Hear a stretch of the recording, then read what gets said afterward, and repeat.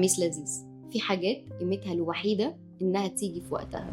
حصل لي موقف من فترة علمني حاجة كبيرة قوي. كنت فاكرة إن التأجيل عادي وإن كلمة بعدين دايما متاحة، لحد ما مرة حد كان محتاج إن أنا أسمع له، وأنا قلت لما أبقى فاضية أبقى أعمل كده. ولما جت اللحظة كانت للأسف عدت وما كانش ليها نفس المعنى ولا القيمة. ساعتها اتعلمت إن في حاجات لو فقدت معناها للأسف مش هنعرف نرجعها تاني. كلمة طيبة محتاجين فعلا إن احنا نسمعها، حضن كان ممكن ينهي أي خلاف بسيط. حاجات كتير قوي كانت ممكن تفرق لو كانت فعلا حصلت في وقتها. أوقات الإنسان ما بيكونش محتاج حلول ولا نصيحة، بيبقى محتاج بس إن حد يسمع له، إن هو يقول له أنت مش لوحدك، أنا حاسس بيك. ده كان كفيل قوي ينهي أي حاجة كبيرة.